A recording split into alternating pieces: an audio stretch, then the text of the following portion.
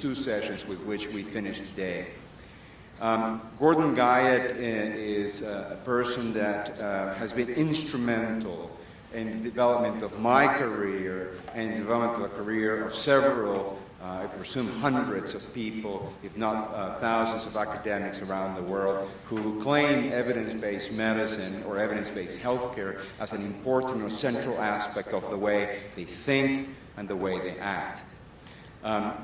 Gordon is a professor of medicine and clinical epidemiology at McMaster University in Hamilton, Ontario. He's president of the International Society of Evidence-Based Healthcare. He has published more papers than everyone in this room combined and has an H index that's through the roof. He is one of the most cited individuals in the ISI most cited index. And, but again, I think if you were to ask Gordon, the source of his of most satisfaction to him is his ability to influence and impact the life of young researchers and investigators who are able to remove the fog from in front of their face and begin to think clearly about the issues, particularly about the issues of evidence and how that affects healthcare decisions, guideline development, and now shared decision-making. Gordon is the only person in the world that can look at EBM and say to EBM, EBM, I am your father. I told Gordon that I would try to introduce him in a way that never had introduced him before. Please join me in welcoming Gordon Guyatt.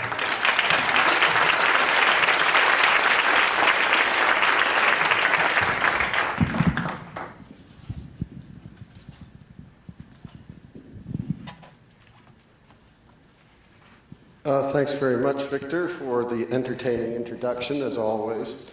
I'm going to make a case that evidence-based medicine needs shared decision-making, needs evidence-based medicine.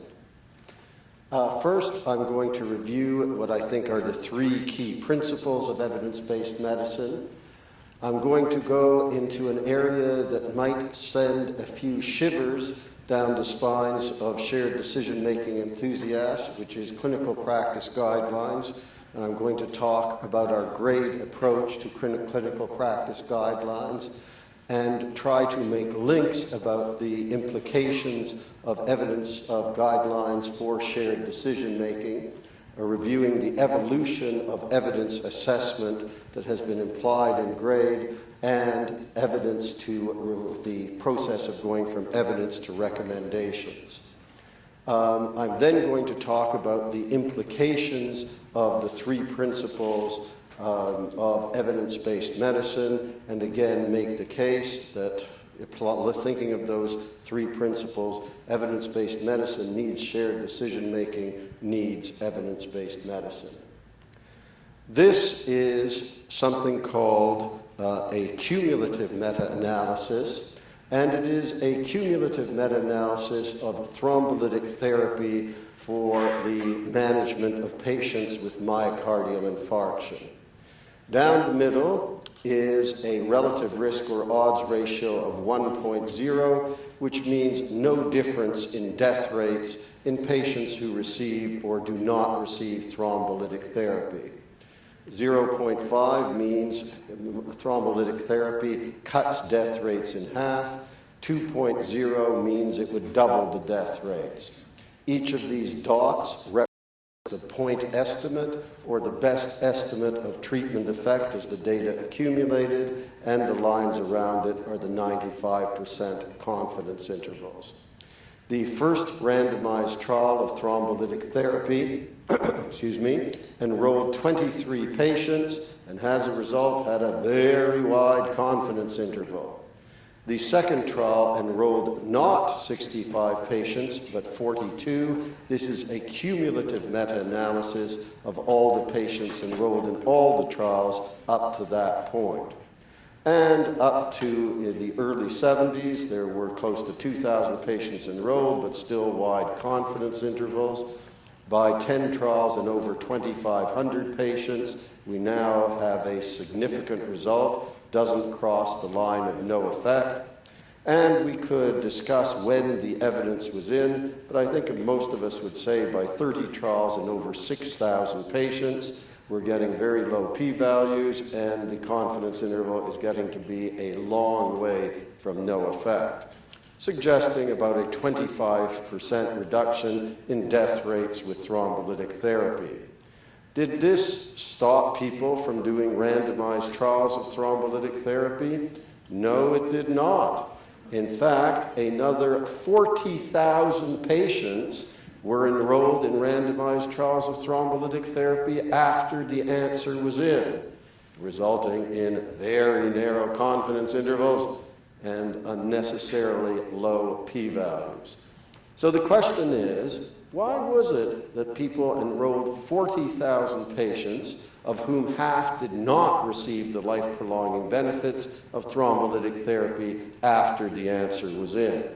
I think that a big part of the answer to that mystery is on the right side of this slide, which looks at textbook and current review recommendations which were appearing as these data accumulated. And it goes anywhere from saying thrombolytic therapy should be routinely administered, specific indications, calling it experimental, or not even mentioning it. And a couple of things I would like to point out. First of all, wide expert disagreement. So if you look at the late 1980s, some experts saying, yes, routine, no, specific indications, no, experimental, or not even mentioning it. And the second thing is that it was a decade after the answer was in that we finally begin to get a consensus among the experts. And this is probably the reason that the randomized trials continued, and 40,000 patients, half of whom did not receive the life-prolonging benefits of thrombolytic therapy, were enrolled in those trials. Here's another example of the phenomenon. This is again patients having had a myocardial infarction and prophylactic lidocaine, which is an antiarrhythmic. 30 years ago, well more now, 30 years ago when I was training and I was in McMaster in Hamilton, and I was taking care of patients in the coronary care unit. And every patient who came through the door, I started a lidocaine drip. Why did I do this? Because I was told by my attendings that this would prevent lethal arrhythmias and prolong my patient's life. Was there any evidence in support of that? No, as it turns out, if one looks at this cumulative meta-analysis, from the randomized trials, the point estimates were always on the harm side, increased death rates with prophylactic lidocaine. We never proved harm, but we certainly excluded any important benefit, and there may well have been some harm. Did this lack of any randomized trial evidence in support of lidocaine stop the experts from recommending it? No, it didn't. Over the 20 years that these data were accumulating, most of the experts were recommending prophylactic lidocaine, and that's why I was told to use it. Once again, you have the variability, the expert disagreement. Why these problems? Why the disagreement among the experts way behind the evidence, the experts making recommendation contradicted by the evidence? The reason, I believe, is that the process of systematically accumulating the literature and summarizing it according to scientific principles that we call systematic reviews was not yet popularized and common. And you will note my stories are old ones. I could tell stories, some recent stories of problems with recommendations, but not one so egregious as this. And the reason is we now have a well-accepted science of accumulating the evidence and summarizing it in systematic reviews, and often it's appropriate to do a meta-analysis. That brings us then to the first principle of evidence-based healthcare, which is systematic summaries of the best available evidence should guide our patient management decisions. And the stories I've told you is if they do not, we can go terribly wrong. Well, that begs the question, however, what do we mean by the best evidence? Well, nice to think about what we mean of evidence at all. And I like a very broad definition, which is observations in the world. So the clinical experience of those of us who are clinicians constitutes a legitimate source of evidence. Unfortunately, when psychologists have studied human reasoning, we are highly open in our unsystematic observations to bias. We often make specious or inaccurate causal connections. We're highly influenced by the vividness and immediacy of our observations, and we're all dealing with small samples. That suggests that maybe we should look to evidence that is more systematic, such as laboratory and physiologic research. Yes, that is much more objective and systematic, but generalization turns out to be a problem.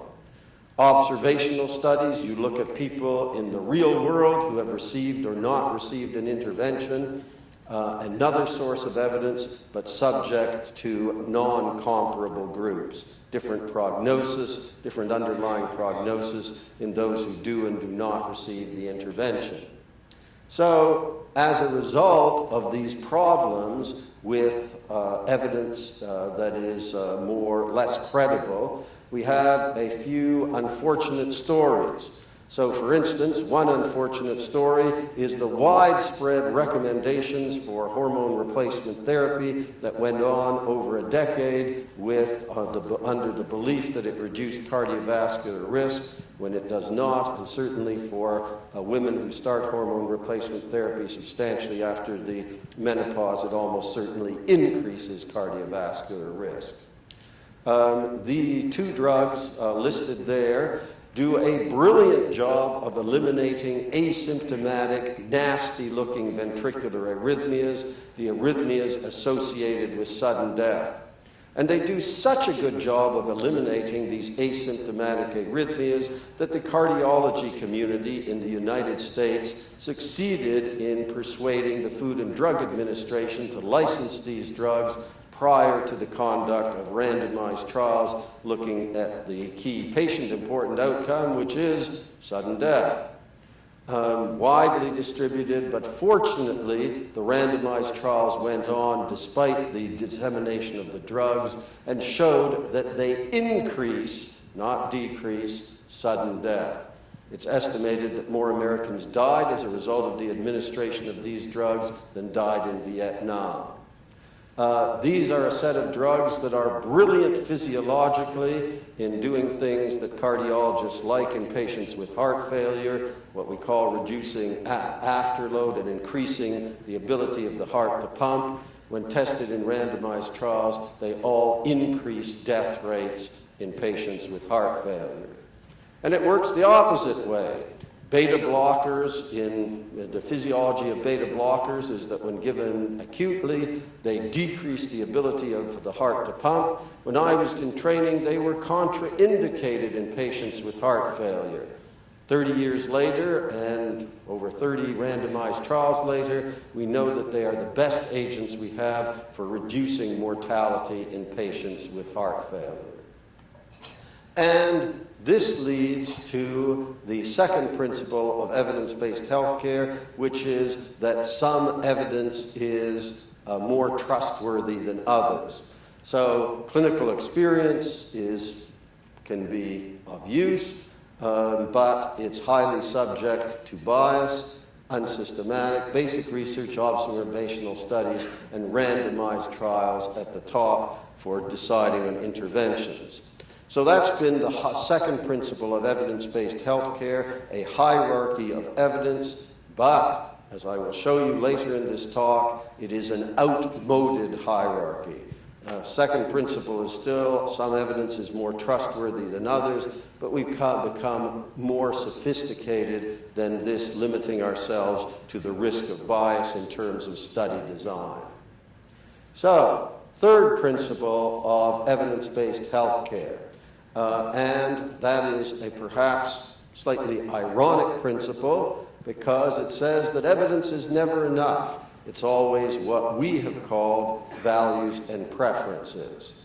So, how many people in this audience are physicians? Hands up. Oh, most people are physicians, okay. But even those who aren't physicians I think will be able to answer this question.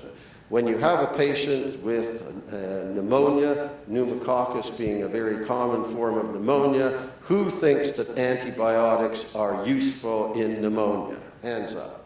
Okay, we all agree, evidence tells us that antibiotics are useful in pneumonia. Consider the following patient. He is 95 years old. He is severely demented. He has incontinence of urine and bowel, has contractures of his arms and legs. He lives in a long-term care institution. No one has been to visit him for 5 years, and he moans in apparent discomfort from morning to night. This individual contracts pneumococcal pneumonia. How many think it's a good idea to treat him with antibiotics? Hands up. How many thinks it's not a good idea? All right, okay. So overwhelmingly people here think it's not a good idea, although a few people think it would be a good idea. Now, I've presented this patient to many, many audiences in North America, and they react the way this audience has. And most people say it was inappropriate, not a good idea to give the patient antibiotics. About a decade ago, maybe a little more, Victor might remember more clearly than I, but it was my first delightful visit to Peru with Victor as my host. And I showed this slide to the Peruvian audience. And 2/3 of them said, yes, it's appropriate to treat the patient. Well, I knew I was speaking to an audience whose first language is Spanish. I thought, we have a language problem here. So I went through it more slowly, but still 2/3 of the people said, yes, it is appropriate to treat the patient. So, what do you think the explanation is? Why the difference from my North American and Peruvian experience? The industry, okay. Peruvians are immune to industry influence. No, don't think so. Any other thoughts? It's values and preferences, but what particularly, yes, it's definitely values and preferences, that's what we call it. But what is it, what do you think's making the Peruvian, Catholic religion. So when I asked my hosts afterwards, I explained this great difference. What did they think? And they thought Catholic culture.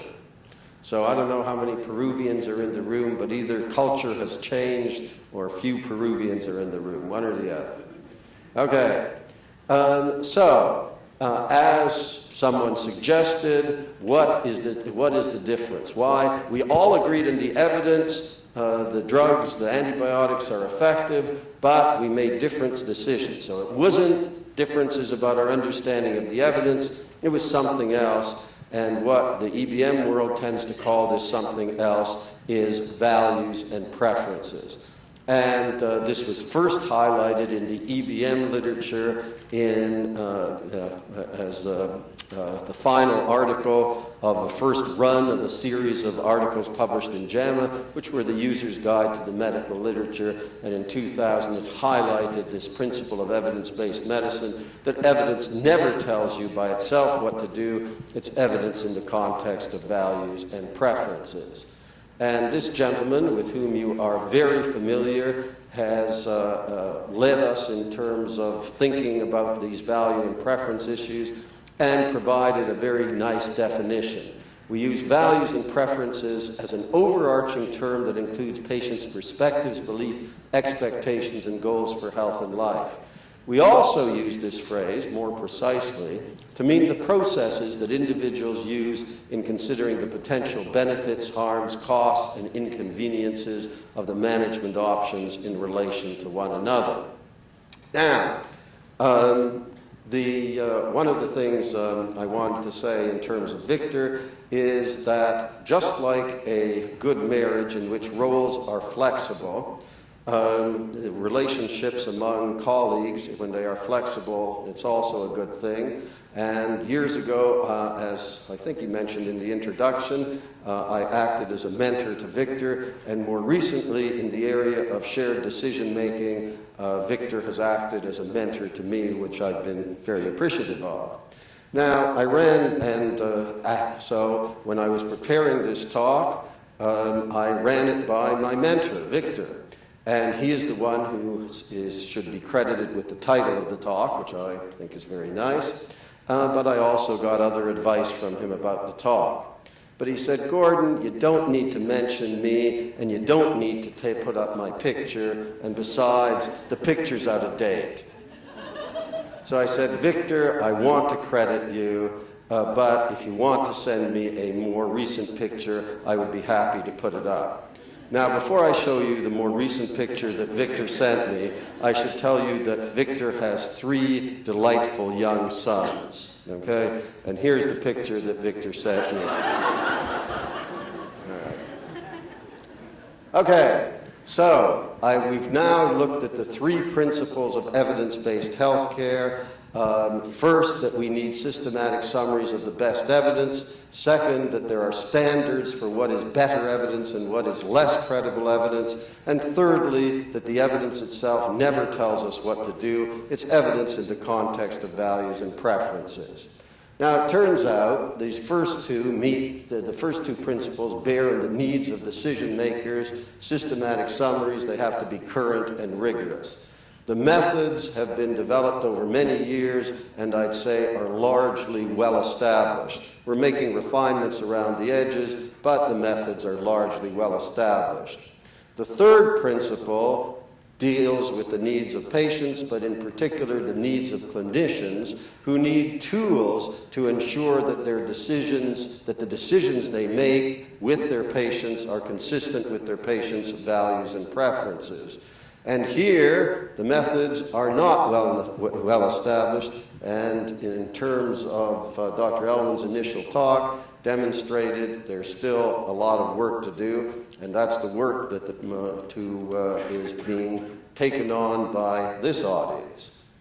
So, I'm now going to, having established the 3 principles of evidence-based healthcare and some of their implications, I'm going to move to what might be an area that some would feel a contradiction: shared decision-making and practice guidelines. Well, practice guidelines for a considerable period of time have been using ratings of quality of evidence or confidence in estimate and strength of recommendations. And that's probably been a good thing, but the bad part about it is there have been a proliferation of such systems. So virtually every organization that gives recommendations has thought it incumbent on themselves to come up with their own system of rating. So that there are literally dozens of such systems around, difficult enough to learn one, learning many, not a possibility, very confusing. So in the year 2000, led by a guy named Andy Oxman, a group of us got together and said, could we develop a definitive system, which we set out to do, and called it GRADE. From the beginning, it was an international group of methodologists, systematic review experts, guideline developers, and so on, representing a number of important organizations. We met from 2000 to 2004 about 10 or 12 times, and by 2004 we had developed what we thought our system would be and published it in the British Medical Journal. In 2008, the British Medical Journal published a 6-part series on the GRADE approach, which was directed at users of the GRADE approach, users of the guidelines that emerged from the GRADE approach. And between 2010 and the present, we've published 15 of what is probably going to turn out to be about 21 articles directed at systematic review authors and guideline developers who are using the grade methodology in their systematic reviews and to develop the guidelines. Continued evolution, but the core of the approach well established. And the dream was that this would be the worldwide system that everybody would use and would eliminate the confusion of this proliferation of systems. And chances are it might actually happen. These are a history of the adoption of grade by different organizations, and there are now over 70 organizations worldwide that have adopted and are using grade in terms of what might impress people. Organizations like the World Health Organization, the Cochrane Collaboration, a number of prestigious American specialty societies, British Medical Journal, and for many clinicians around the world up to date, are all important groups that have adopted and are using the grade approach. This summarizes the grade approach to assessing our confidence in the estimates of treatment effect. Randomized trials, like many prior approaches, start as high confidence. And we used to focus in terms of that hierarchy of evidence that I showed you before on issues of risk of bias. So randomized trials, if they are unblinded or lose large numbers of patients to follow up, can be subject to risk of bias, and we can lose confidence moving down. But one of the contributions of grade, it has identified other major areas or domains in which we might lose confidence. We might have low risk of bias trials, but if there's inconsistent results, major inconsistency, we lose confidence. If, for instance, the patients who have been studied in the randomized trials, for instance, younger people, are different from the people for which we're making our recommendations, a geriatric population of people over 85, for instance, we might lose confidence. If there are small sample sizes, wide confidence intervals, we lose confidence. And if the pharmaceutical industry has withheld many of the important trials because they didn't like the results, we can lose confidence because of publication bias.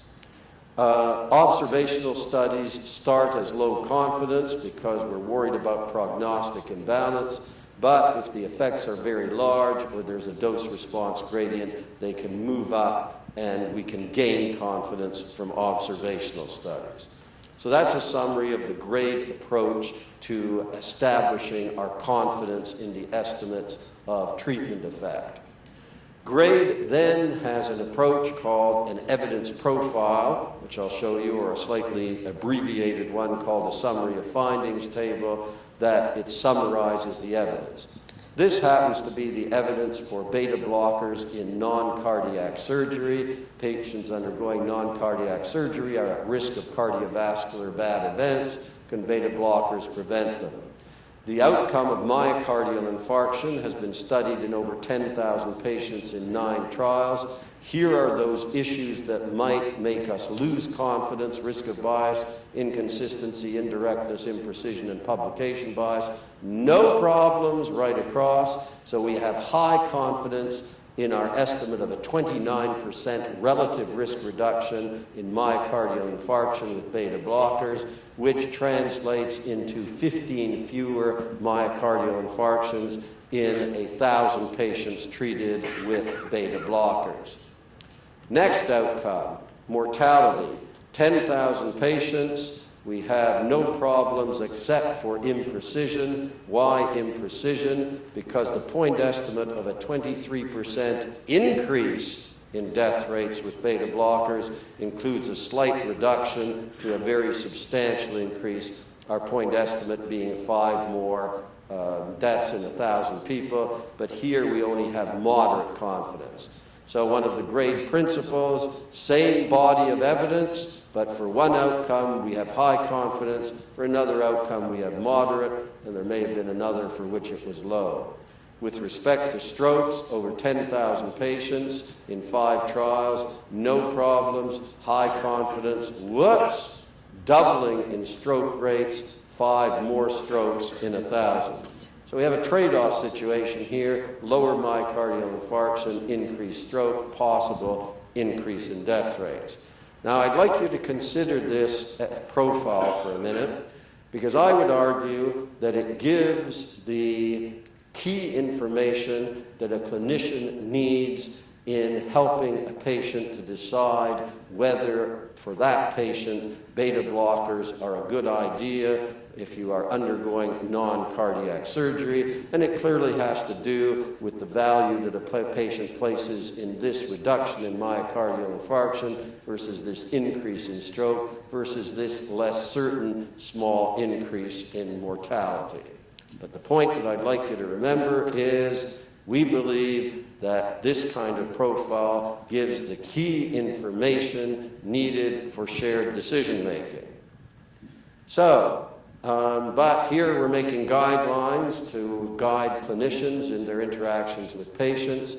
The GRADE approach just has 2 recommendations, 2 grades of recommendations, either strong recommendations in which the desirable consequences of the intervention clearly outweigh the undesirable, or the undesirable clearly outweigh the desirable. The strong recommendations, however, can turn into weak recommendations. And the reason can be 2. If we have low confidence in our estimates of effect, if we're not sure of the desirable or undesirable consequences, it's pretty tough to make a strong recommendation. We may, however, be confident in our estimates and still make a weak recommendation if the balance between the desirable and undesirable consequences is a close balance. So, what is the significance of strong versus weak? And this is a key that has major implications for shared decision-making. A guideline panel following the GRADE approach will make a strong recommendation if they believe that it's sufficiently clear that the desirable outweigh the undesirable or the reverse, such that virtually all fully informed individuals would make the same choice. A weak recommendation implies the panel believes that the majority of fully informed individuals would make the recommended choice, but an appreciable proportion, because of differing values and preferences, would make the alternative choice. And that has implications for the patient. Although there may be people in the room who think we should do shared decision-making with every patient, you've heard how difficult and challenging it is to get people to do it with any patient. Clinicians are under major time pressures, and if a guideline panel has got it right, then that's not a patient in whom you would need to do a major shared decision-making process. You could just inform the patient, confident that if the guideline panel got it right, had you gone through the process, the choice would have been the same across patients. The red flag for clinicians of a weak GRADE recommendation is that is a situation in which you need to ensure that the choice reflects the patient values and preferences and a good target for shared decision making. And of course, some kind of decision aid, although it seemed clear from the first keynote address that the nature of the decision aid you might use is changing. A strong recommendation, you may not bother. Everybody's going to make the same choice, but a weak, you need it. In terms of quality of care criteria, a strong recommendation implies one sort of quality of care criterion. If everybody should get aspirin after a myocardial infarction, you can give a quality of care criteria and look if the patients received it. A weak recommendation, you can't use the clinical behavior of giving a treatment or not giving as a criterion because the right decision is different. But what you should happen in a weak recommendation is shared decision-making, and your quality of care criterion could be that such shared decision-making occurred. The guidelines that I have been most involved with are the American College of Chest Physicians anti-thrombotic guidelines. And I played an important role up to from about the 6th to the 8th iterations of these guidelines, which have in the past come out every 2 or 3 years. But I was the chair in the 9th iteration and had a major influence on what happened there. In the 8th iteration, we had 735 recommendations. This is a major guideline. 64%, almost 2/3, were strong recommendations. After I took over as chair in the 9th iteration, there were 628 recommendations, but only 1/3 of them were strong recommendations. And the evidence hadn't changed that much. So why was the difference? One difference was we paid a lot more attention to values and preferences, and indeed, we said we need to find out what there is in the literature about patients' values and preferences with respect to antithrombotic therapy. We conducted a systematic review and found 48 studies addressing values and preferences in the context of antithrombotic prophylaxis. And one of the important findings that emerged from this, which I suspect will not be a surprise to the people in this room, is that people's values and preferences tend to vary quite a bit. And if people's values and preferences vary quite a bit, this makes it much less appropriate to give strong recommendations. So, the rigor of our assessment of value and preferences was one reason that it went from 2/3 strong recommendations to 1/3 strong recommendations. Another was the rigor of the evidence assessment, much more rigorous application of grade, and a third was that we had much more rigorous conflict of interest strategies to deal with conflict of interest, and I think all of those contributed to going from 2/3 strong to 1/3 strong, 2/3 weak. Well, you've heard that the implications of grade labels for a weak recommendation is that that's a situation where the clinician has to ensure that the final decision reflects the patient values and preferences. The implications is more need for shared decision-making when you do this guideline process optimally, we believe. So, evidence-based medicine presents challenges to shared decision-making. I'm going to make a strong statement. Without rigorous, updated, systematic summaries, shared decision-making is fraudulent. In other words, you can do shared decision-making, but if the information that is being provided to patients is inaccurate, you're not doing anybody a favor. The process of doing rigorous, updated summaries of the evidence is a very time-consuming, energy-consuming, resource-intensive process. So, problem for shared decision-making, to have it appropriate, is you need these summaries.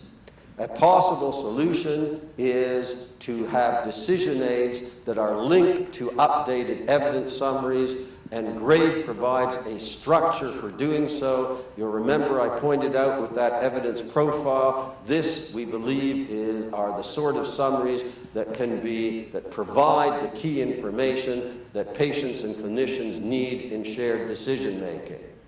So, this gentleman, Per Van Veek, from Norway, has been leading pioneering work that has led to the shared decision-making approaches I'm going to tell you about, but also it has been doing extremely important work in terms of making guidelines accessible and more usable for clinicians. So, Per has identified a number of problems and suggested solutions. Lack of trustworthiness of guidelines. We believe the GRADE system makes a big difference for reducing the untrustworthiness. But currently, guideline authoring, adaptation, and updating is inefficient. An electronic guideline authoring tool and publication platform is a potential solution. Inefficient guideline dissemination to clinicians at the point of care, and the electronic authoring tool allows dissemination in web platforms, applications for tablets and smartphones, and integration in electronic medical records.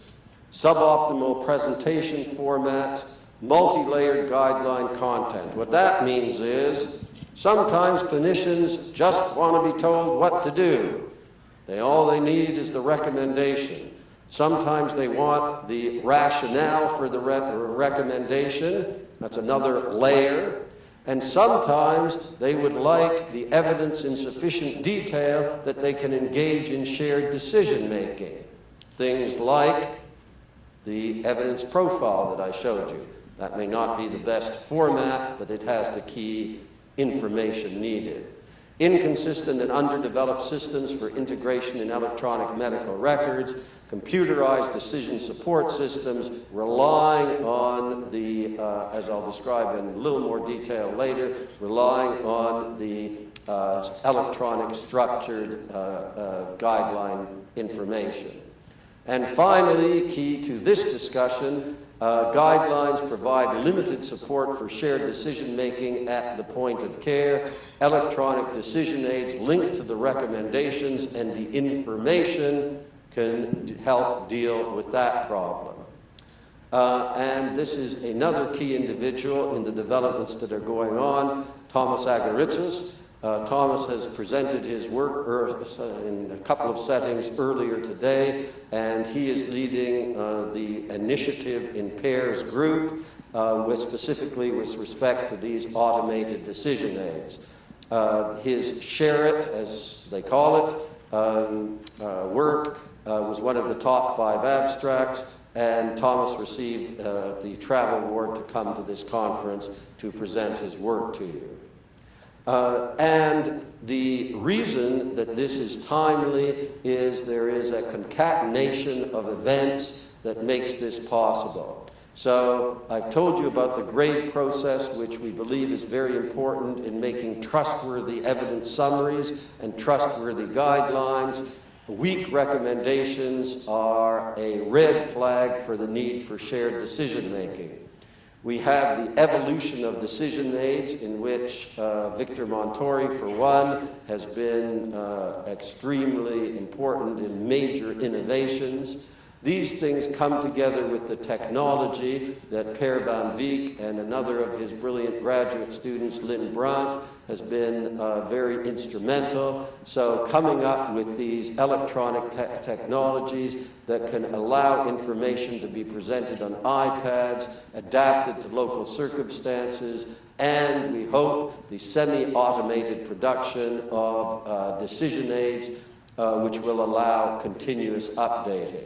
So to illustrate that approach a little more, the idea is to break guidelines down into individual components, patients, interventions, comparisons, and outcomes that defines the clinical question, descriptive tables that summarize individual studies, evidence profiles of the sort that I've shown you, the recommendations, key information, and rationale for the recommendations, all in chunks analogous to Lego blocks and presented in a structured computer language which allows multi-layered guideline outputs that could appear on your iPhone with the key recommendations, green, I believe, being strong, yellow being weak in this particular format, integrated in the electronic medical record so that clinicians can access them there.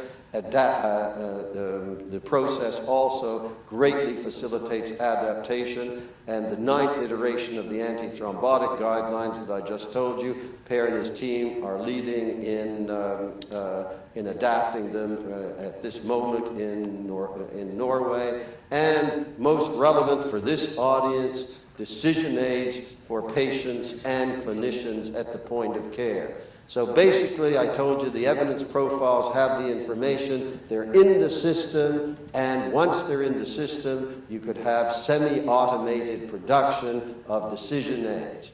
And the key thing, which the group is now working on, is how to get that optimally presented. And that's going to require work. This is a prototype. Here is a choice that the patient might face of a novel anticoagulant versus the old anticoagulant warfarin.